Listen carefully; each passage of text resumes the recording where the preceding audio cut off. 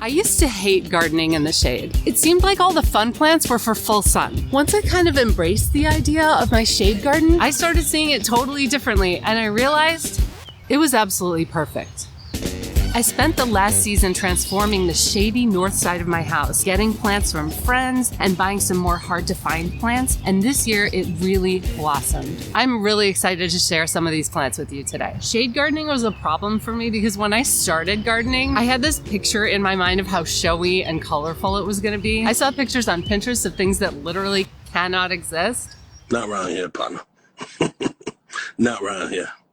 I wanted my garden to look big, showy, and impressive. And that's just not always how it is. I wasn't really connecting with the fact that plants are living beings and they have their own needs. The species are so different from each other. Some of them need full sun, some of them can't tolerate any sun. So basically my gardening dreams were shattered, and I had to come to terms with the fact that the north side of my house wasn't gonna look like this.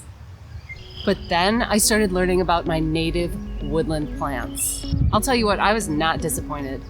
Look, pretty much 90% of plants that have big showy flowers need full sun. And that's because flowers are expensive. The plant needs a ton of energy to make this huge flower. Not only that, it has to have bright color, it has to give away nectar to entice pollinators, and the pollen itself is made up of high-calorie fats and proteins. That takes a ton of energy, and most plants need as much sun as possible to make those big flowers. So yeah, it's kind of a heartbreaker, not gonna lie. There's some trees that cast really dense shade, like Norway maple, Bradford pear, evergreens, invasives like buckthorn and honeysuckle. It's dark under there.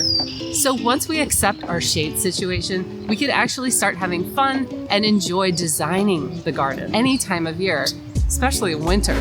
Blackbirds are so loud. Okay, I don't know about you, but the winter has always been awful for me. I start out strong, and then by March, I'm just like a blob in a bathrobe. It's inhumane. So if I can see something blooming early in the spring, that motivates me to get to the end of winter, and that's why I love our native shade plants. Most of our native shade plants bloom in the spring because they're trying to get as much sunlight possible while it's still available. They need to get down to business because the clock is ticking. As soon as the trees start to leaf out, the forest develops a canopy that blocks out a lot of the sun, and they won't have enough energy to flower and make seeds, so they have this tiny window. In March, it's too cold. If they leaf out and we have some really bad freezing temperatures, their leaves might freeze and fall off. But by May, the trees have all grown their leaves out. Then it's dark under there, there's very little sunlight. So they have this little window in there to stay between the frost and the trees.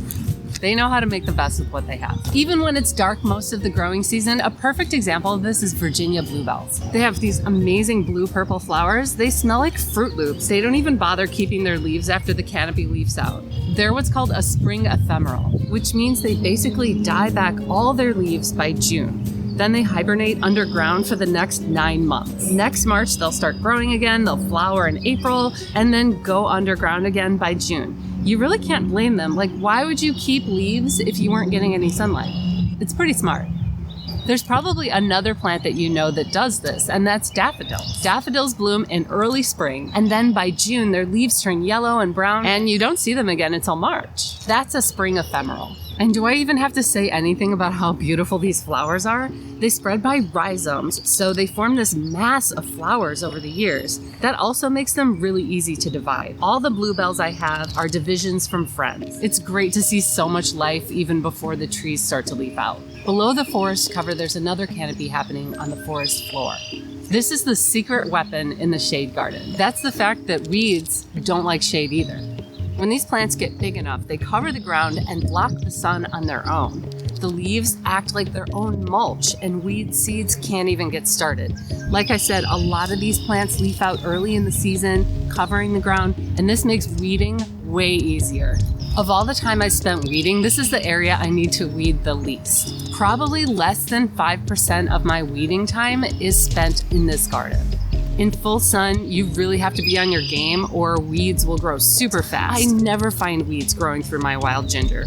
This is a North American native plant. It's so cute, perfect for fairy gardens. My houseplant peeps will really appreciate this awesome leaf shape. The texture is kind of soft and fuzzy, tolerates dry shade really well, and if it likes where it is, it grows into this thick mat of like round, fuzzy horseshoe, like kind of toadstool shaped leaves. So cute. It also has these secret little flowers underneath. This is because its pollinators live on the forest floor.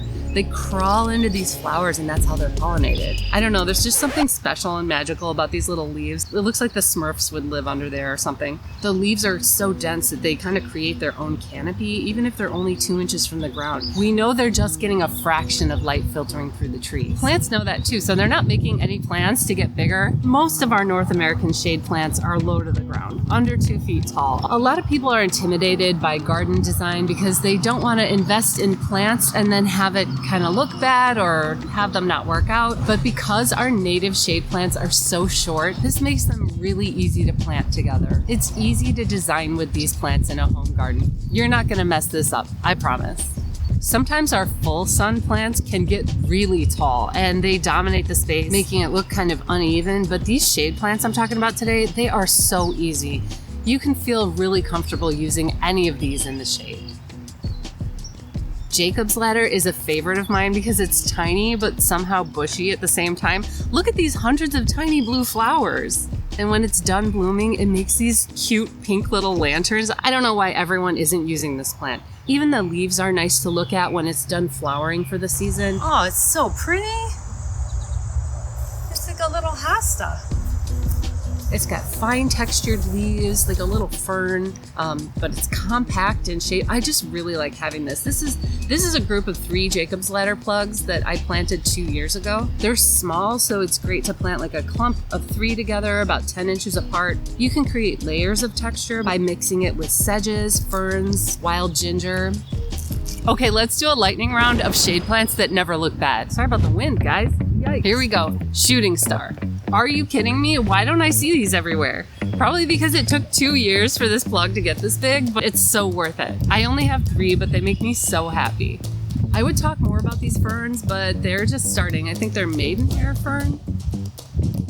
Wild geranium is a plant I look forward to every year. I even featured it in my video about dividing plants. It's just a gorgeous mounding plant full of pink flowers, not as popular as geranium macrorrhizum, and I understand it's not as compact, not as many flowers, but it is native and you guys know I like to represent the home team.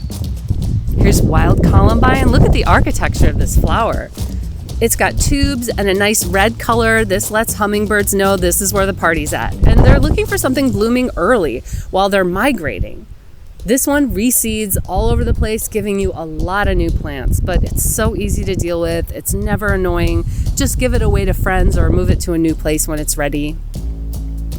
Sedges are the backbone of the garden.